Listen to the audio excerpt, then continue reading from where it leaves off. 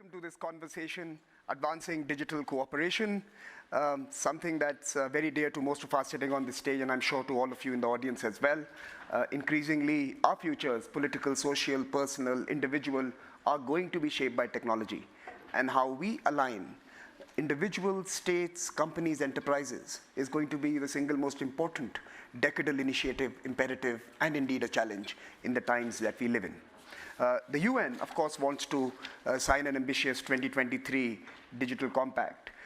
And of course, the compact lays emphasis on a multi-stakeholder model for governing this domain.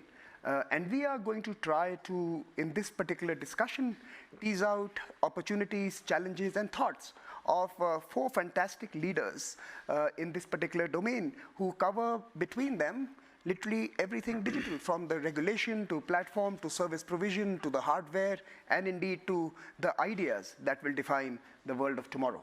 So please welcome Madam Josephine Teo, Minister for Communications and Information of Singapore, Mr. Sunil Bharti Mittal, Chairman Bharti Enterprises India, Chuck Robbins, Chair and Chief Executive Officer Cisco, and Brad Smith, one of the most famous faces from Microsoft, the president and co-chair and a cyber diplomat for many, many years. So we are going to quickly move into the conversation and then bring you in the last 20 minutes to pose your queries to these fantastic people. Minister Teo, Singapore is a unique ecosystem, like most other ecosystems. It has been committed to a multi-stakeholder model of managing the digital domain. It is engaging with different sorts of stakeholders with their own specific interests. What has Singapore's learning been in trying to bring people together to manage Well, technology? first of all, thank you, Samir, and also to my fellow panelists. It's great to be here with you. You know, the whole experience of multi-stakeholder collaboration, I think, has overall been a very positive one in many respects.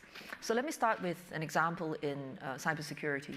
We've always thought of it as a team sport of global dimensions, which means that it has to involve, you know, not just the government, but also industry, academia, and indeed international organizations. And doing so has, in fact, strengthened our effectiveness.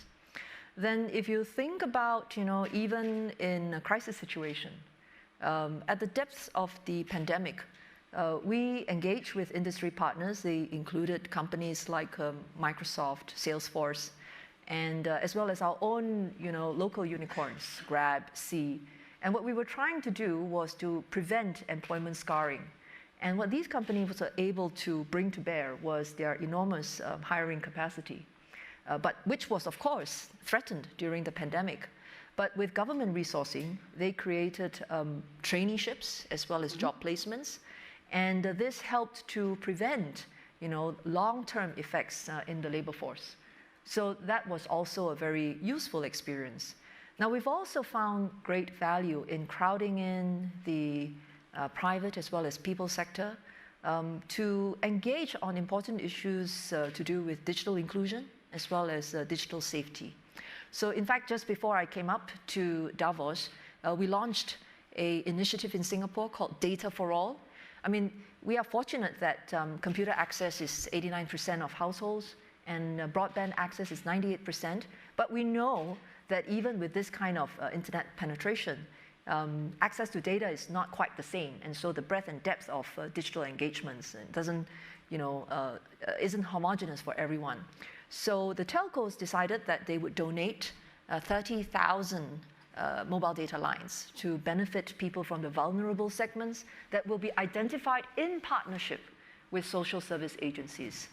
Likewise, when it comes to things like online harms, which affect women and girls disproportionately, we have a stakeholder group in Singapore of about 300 people.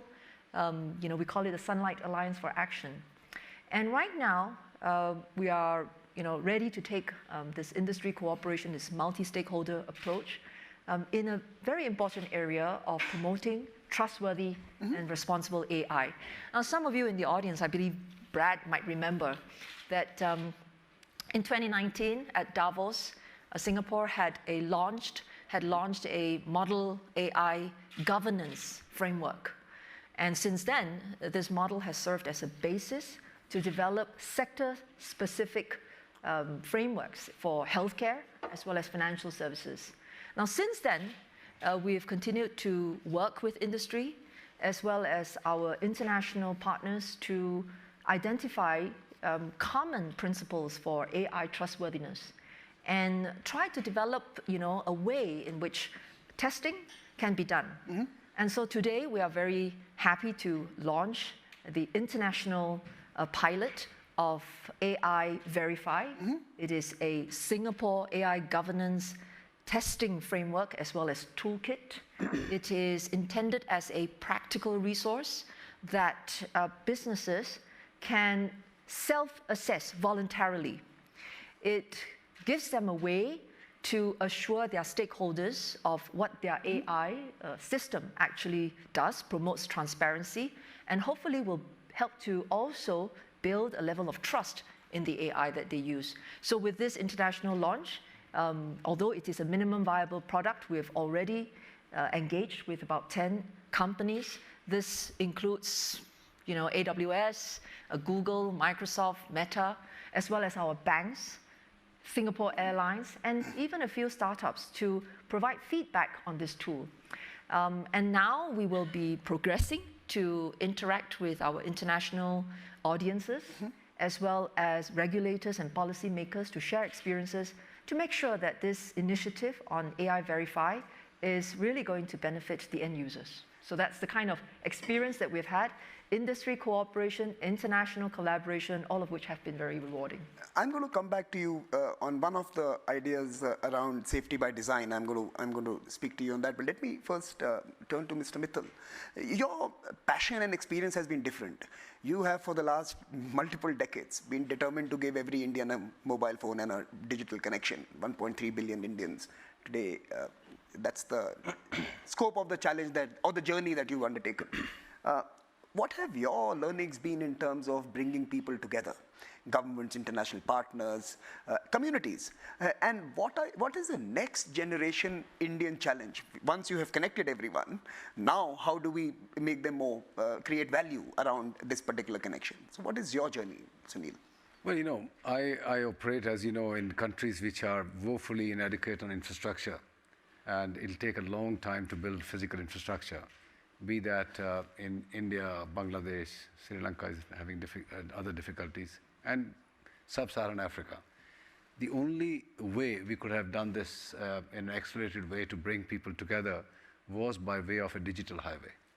And that, thanks to our friends like Chuck here, the kit that they provide has become more and more efficient and powerful over the years. And we have then put in billions and billions of dollars as an industry put together. Maybe over $1 trillion by now across the globe, to build digital highways. And what that has done is remarkable connectivity and bringing people from the marginals into the mainstream of society, into the mainstream of economy. And more needs to be done. Advanced world, of course, now enjoys the benefits of connected world on the internet. Countries like Singapore or the US or the advanced world. But there is so much still to be done in our world. 27% of the less developed countries, LDCs, are on broadband highway today, just 27%. And the developed world was there 23 years back. So it's taken us so long and still we have not been able to do enough. Even developing countries are only 57% connected. So there's a long way to go. Telecom industry's estimates are about $430 billion to be spent by 2030 to create more highways. And now intervention is coming from space, it's coming from 5G, it's coming from all sides. Yet it looks like even by 2030, there will still be a large part of the world which will remain disconnected from the advantages of being on the internet and the world economy. People who are on it are reaping the rewards and accelerating their growth and their careers. And people who are out there not connected are suffering immensely. And that's why you're seeing the disparities are all going up. So the mission for all of us, and that's the Edison Alliance discussions, that's the discussions on the UNGA Charter on SDGs and all that. We need to accelerate this process and we need participation beyond just the telecom companies. Now, what is it doing? Look at what happened in pandemic. My God, if we would have not been able to manage the networks shifting from urban to rural centers, from offices to homes, I'm afraid the world could have been in flames. We seamlessly moved the traffic. We seamlessly provided people connectivity. Their lives kept on going on. They could buy stuff which was required at their homes in emergencies, medicines, care, all sorts of things, financial transactions. Nothing stopped for a day. And that power, if can be recognized by our political leadership all across the world, can help in accelerating and bringing almost everybody onto the internet in the next 10 years. So I would say the world lauds what we have done. They do appreciate what is being provided by these digital highways, but there is still too much load on this industry in terms of spectrum, auctions, taxes, and somehow you hear all the right things, but in the end you don't see the action from the governments going in the direction of taking a multiplier impact on societies or economies by way of more digital highways. So celebrated, but not necessarily collaborative. I think that's the point you're making. Let me ask you a quick follow-up, though. Being now from an Indian enterprise largely, which has a global footprint, how do you navigate this political moment for the access mission that you just described, moving from 57% to 100% in the next decade? How do you manage a world which has very sharp political positions? You have a bipolarity in terms of US-China. You have multipolarity with many others joining the political conversations. How does a business like yours navigate this political moment? Well, I think the world has become much more difficult. We didn't imagine that suddenly the supply chains of the world will be disturbed to a level that we are seeing today. And it's just not my industry. Almost everything from food to technology, everything is in some kind of disruption in supply chain. Chinese equipment was being supplied at a very great pace and fantastic prices with decent technology. That's out of the equation now. The space industry, which was very largely dependent on Russia, is out of equation now. You're not going to see Roscosmos launching anything for the Western world or the rest of the world for long years to come. So there has been dislocation of supply chain to a very high degree. Smart business people, companies which are agile, have tried to shift and move, but at very heavy cost. Today, the silicon is 30–40% more expensive than where we were. Devices which we thought will start to get cheaper so we can put more smartphones in the hands of poorer people is getting out of reach now. Devices are 30–40% higher now. It's gone into another side. So I really hope that we can bring back the supply chains of the world back to calm and sanity, where we can service our customers and our constituents. But we are into a serious conflict at the moment. And that's a good question for Brad. Then I'll come to you, Brad. But before that, let me just go to Chuck Robbins. Chuck, we heard about the access challenge and the access benchmark. But that is not the only ambition we must have. We are also seeking to create inclusion and bring people into the digital economy, digital society. And for that, various digital divides need to be overcome. Not only the device and the infrastructure, but also in many ways the frameworks that are available to others to participate in. So from your experience, and you've been working on this particular front, Cisco has been working on the inclusion agenda. What has your learning been, and what have your success stories been, or some models that you think should be replicated at scale? I wish I had a lot of examples for you of successful models, but I think just to reiterate what Sunil was saying, I think as we look at part of the narrative here was about public-private partnerships, right, and how we solve this problem together. And it's incredibly ironic, and I've had so many discussions, particularly in Washington, D.C., that governments are yelling at the telecom industry to be first with 5G, get everybody connected, all these things that they want them to do, and then they say, and by the way, we want you to spend billions of dollars on spectrum, we want to regulate you like crazy, and we want to limit what you can charge for your service at the end of the day. And we understand that everything that you're buying is now in an inflationary environment. But hurry up, right? I mean, it's just illogical. And so that's just a fundamental problem that I think is going to have to be dealt with. Even the U.S. now is we have 20 million or so households that were highlighted during the pandemic as these children who couldn't learn because they didn't have broadband. So even in advanced developed worlds, we still have communities that are suffering in the same way. And so we're issuing funding now for broadband, and then we come out with a policy that says all the equipment that is connecting those devices has to be, X% has to be sourced from the United States, when 60% of the cost is in semiconductors that we know are all built outside of the United States. I mean, these are the kind of things we have to figure out. Now, on to your question around it. Our purpose statement as a company is to power an inclusive future for all, and we believe that's through our technology and our beliefs and what we believe in our community actions.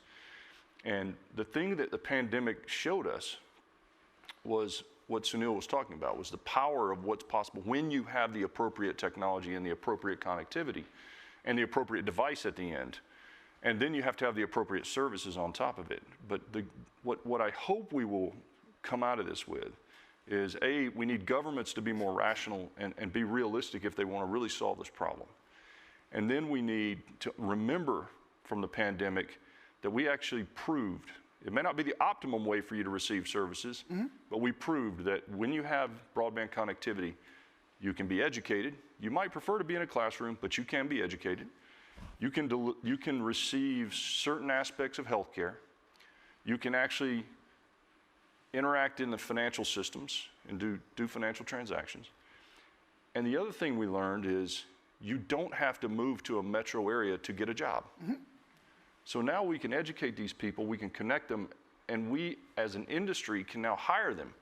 So if you're trying to really figure out how you give people opportunity, all of those things together, I just hope we don't lose the learnings, because I believe that's what we need to do. But we're going to need the government first to come in and help and get some of this, these challenges out of the way. And how does Cisco, being a US company, see its role in some of the emerging geographies that Sunil serves, for example, and how do you bring price points to compete with what the Chinese used to offer Sunil earlier? Oh, we're super cost effective, right, Sunil? We actually, our pricing is fundamentally is reflective of the market. We're never going to be the cheapest. But if you think about why are the Chinese products more cost effective, is because it's a public-private partnership, whether you like it or not.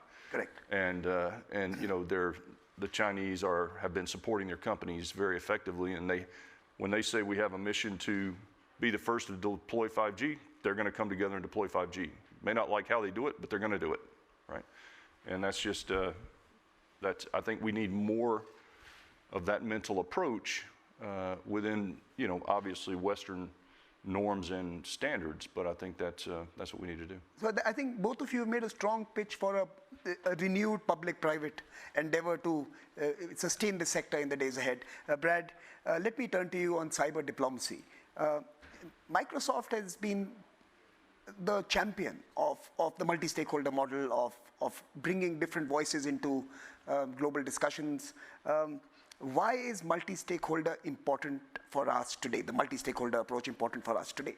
Well, I think it starts with building on what I truly believe is one of the greatest advances of the 20th century, multilateralism, and then recognizing that for it to be effective in the 21st century, it has to involve multi-stakeholderism. It's got to do it, still grounded in the recognition that we quite rightly live in a world where governments have the sole authority to enact laws within their territories, but especially digital technology spreads around the world. So starting with the Paris call in 2018, we really were very supportive of President Macron, the notion of having a multi-stakeholder declaration to establish principles around trust and security in cyberspace, and then make it concrete, make it real with practical projects that would bring people together. And when you just think about what it takes for the world to move as fast as, say, the pace of technology, it takes, I think, bringing people together from different sectors, and it takes working together in new ways. And I think it's just worth pausing and just reflecting for a moment on just what I would regard as almost the historic significance of what we heard a minute ago from Singapore. Just think about this. Instead of a government saying, we have decided here is a law, here is a regulation, everyone must obey, they've said we're bringing people together, they had a process for dialogue, here is a standard, and people go start to implement it, but let's have a feedback loop. The notion of having a minimally viable product can transform the way we all work together. And then, of course, as we get more experience, I think we're all going to find it that we're effective. Consensus is easier to achieve. It is easier to move ideas around the world and across borders. So, I think it's all about bringing more people together and working together in new ways. Brad, some would argue that today technology is no longer apolitical. You've seen the mobilization of American companies to align with the Western position on Ukraine, for example. A country has been cancelled on certain platforms. And I'm not going to the merits of it. I'm just saying that it has happened, which tells you that companies eventually respond to their sovereigns. Now, how do you further the cause of being transnational corporations, global platforms, when at the heart of it, we still respond to sovereign positions? How do you manage this contradiction? I think it is always to be principled, to ask yourself and then define for yourself and be clear with the public the principles for which you stand and on which you will run your business. For a company like Microsoft, we didn't start defending Ukraine in 2022. We started in 2017 in the wake of the NotPetya attack. And we did it on a principled basis, both with our endorsement of what we called the Digital Geneva Convention, and then the formation of another coalition, in this case, a tech industry coalition around what's called the Tech Accord. And it has 4 principles, but the 2 most fundamental are, we will defend any nation against a cyber attack from another. We're fundamentally in the business of defense. When we build a data center in a country, we basically take on the proposition of helping to defend that country from attack, even if it means, as it has in Ukraine, moving data outside the country, as we did for 16 of the 17 Ukrainian ministries, so they can continue to operate even while the Russians are directing cruise missiles against the government's own data center. But we also said we won't help any government attack, say, innocent civilians in another. That is not a principle that is confined to one country or the West. And I would say we think about this principle even when at times it may put us a little bit at odds, not with the law, because obviously we follow sanctions laws and the like.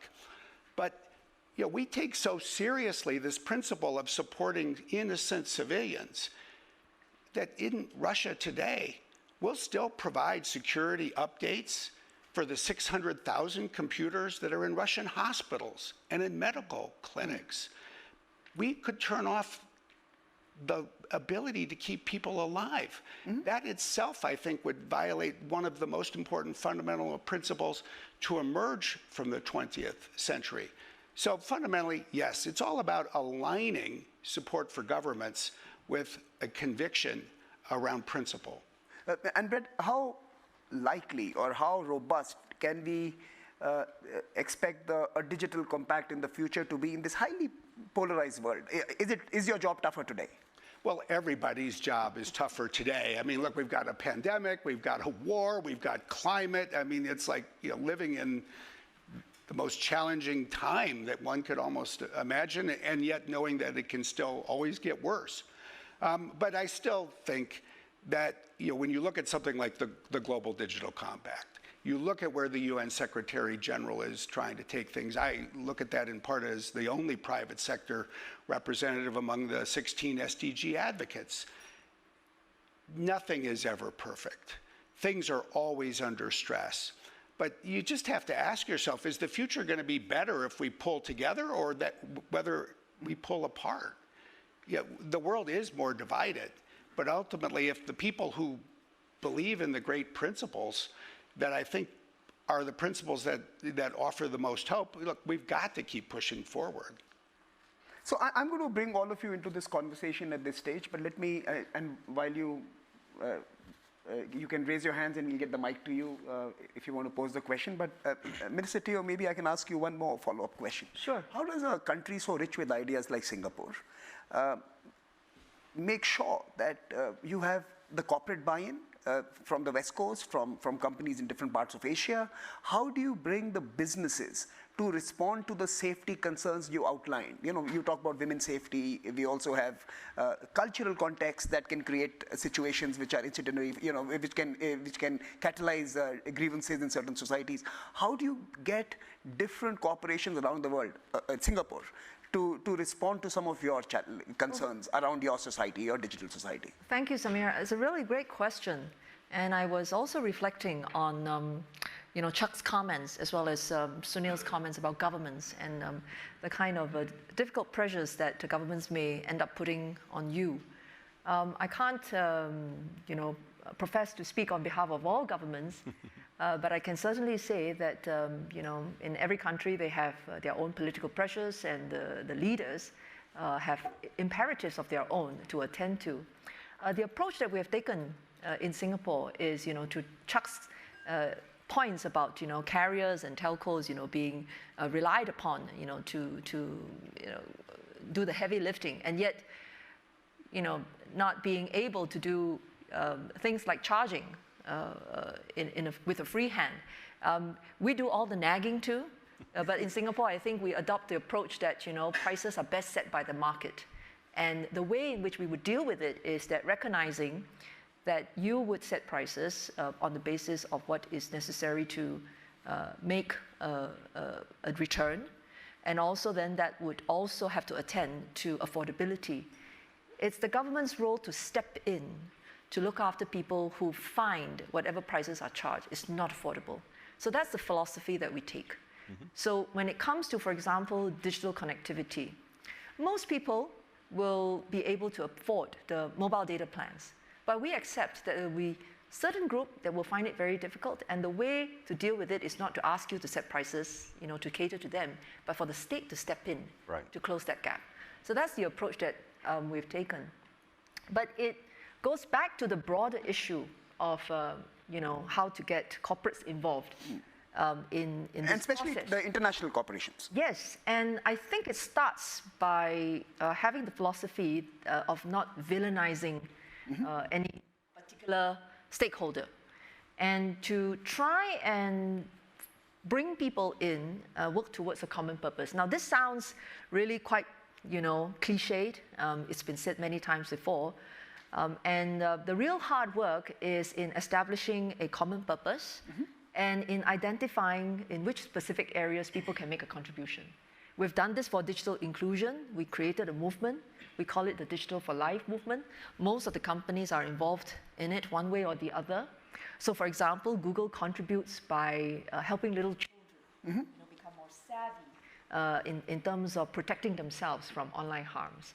Then we've got other companies that are looking at the issue from different perspectives. For example, getting women more involved in the tech workforce, or also having the opportunities to get back into the landscape of work when they have had to step aside, because of caregiving responsibilities.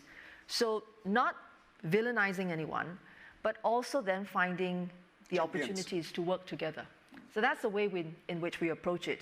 The other very important thing is that, Brad has talked about it in his book before, and which is that the role of government ultimately also involves regulations. The question is that in digital domain, regulations are still so new. There is no playbook that you can easily copy from any other country and say, we adapt it to our own purposes. And I think in this domain, the approach that we have taken is also then that to work with the companies themselves.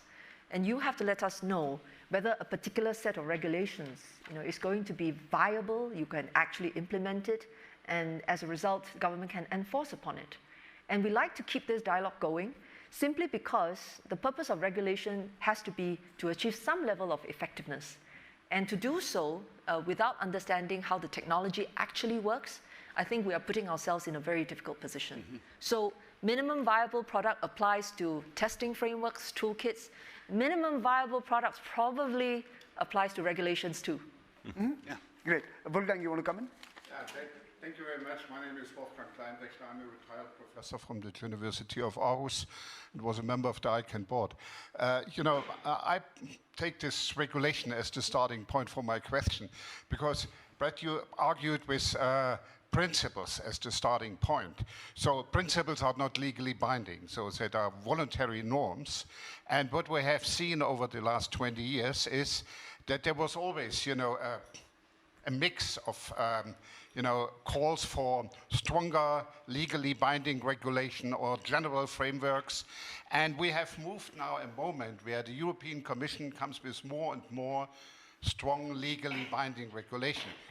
You have argued, the government want to do something and then they kill us via regulation. So what is the way forward with regulation? So we have called this smart regulation, a combination of legally binding and voluntary norms, because with voluntary norms, as we have seen, this works partly, but then at the end of the day, you have monopolies or some things, which has to be, channeled in a way that it, works for all stakeholders and not only for one stakeholder.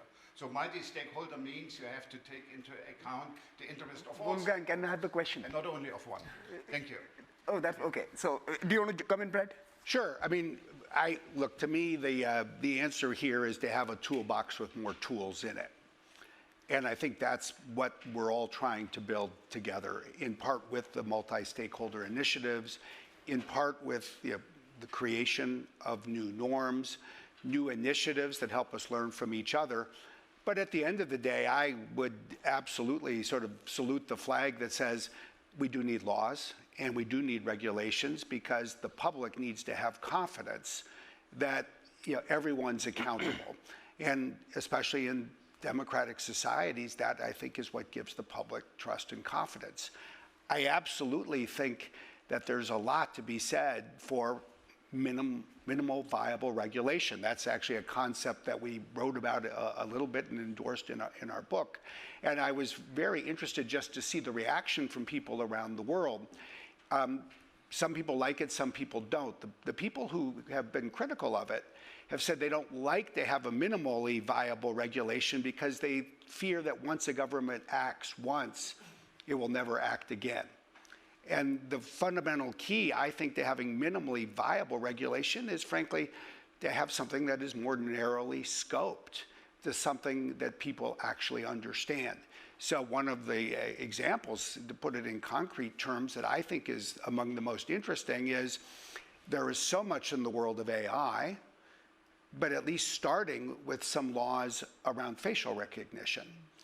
And there have been some state legislative activity, some other national legislative activity where I think things have advanced enough to say, you know what, we can have a law and a regulation in this space, and then we're all going to learn from it. But I think that's one way to learn. I think what Singapore is doing is another way to learn. I think there's a lot of importance in what the European Commission and Union are moving forward with, and yet I do think there's probably a little bit more risk that if one goes broad and fast at the same time, the likelihood of mistakes begins to increase. So, I want to pose a follow-up question to all the panelists, and I'll invite you to join in if any one of you have a question. But, let us go down to the, and Sunil, maybe I can start with you and then ask Chuck to come in as well. When you are discussing regulation and regulatory design in India, in Africa, in other parts that you work in, are the impulses completely different? Is the conversation that is happening around regulation in many of those societies of a very different nature and texture? Is multi-stakeholderism that Brad is espousing and most of us vote for, does it capture voices from the global south, and are they given space in the design of the future? Or are we still seeing a largely developed country conversation designing the digital future?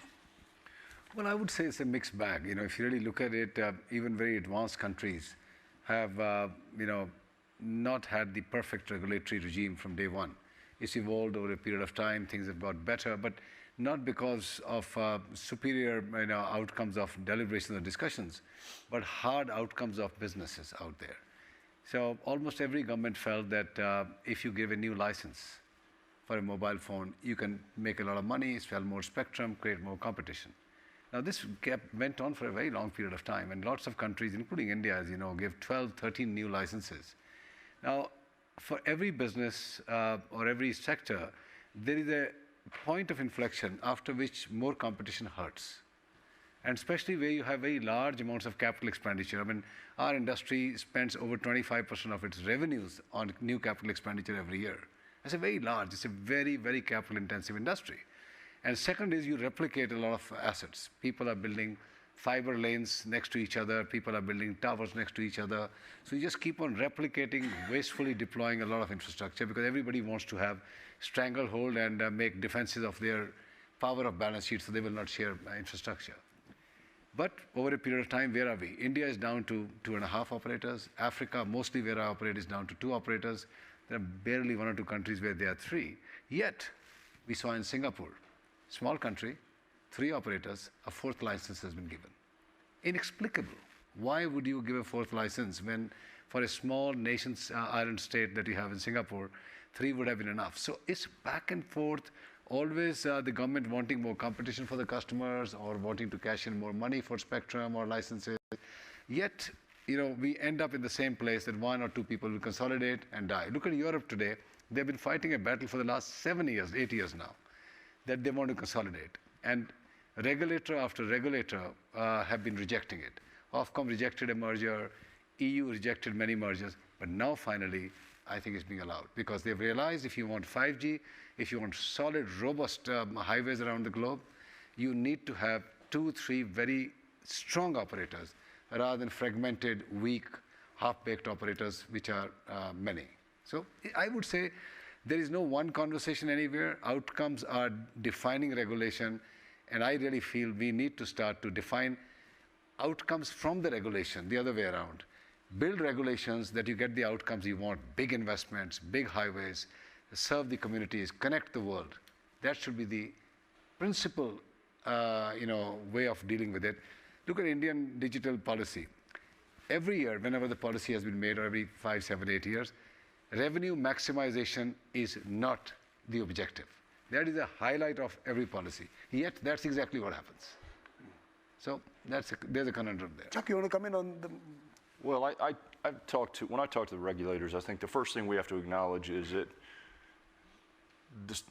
the technology world is moving so rapidly, right? I mean, I don't know how these guys feel, but I mean, I live in it and I've been in it since I got out of college, and I have to work hard to keep up with everything that's going on. So first of all, I'm very empathetic to government regulators who don't live it every day, trying to figure out how do I regulate this at the pace it's moving in an effective way. So I have great respect for your comment that you're trying to engage with the private sector and test it, because I think that's what I've always believed needed to happen, is we need to have proactive conversations up front where the governments may ultimately make a decision that is counter to what we may believe they should, but at least having the conversation so that we can describe unintended consequences, because there are a lot of them.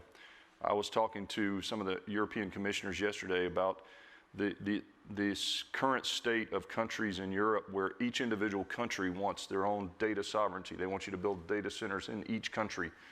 And the unintended consequence of that is it's going to cost all the companies so much more money to get there, which means your services are going to cost more than you really are thinking about, which is going to make you less competitive on a global stage. So I mean, it's a simple example, but I mean, those are the kinds of things that we try to talk through with the regulators. And where you have governments that really want to have that interaction and partner, I think you get common sense regulation. And where you don't, where the government is saying, we don't trust business in the first place, so we're not going to have the conversation, I think you get regulation that is generally not constructive. Okay, so I'm going to now begin the last round of questions. Oh, there's a lady hand back. Please go ahead. There are a couple of questions there.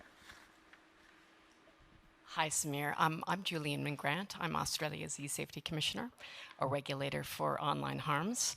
I spent 17 years working for Brad and at Twitter and Adobe as well. So I guess I'm a poacher turned gamekeeper.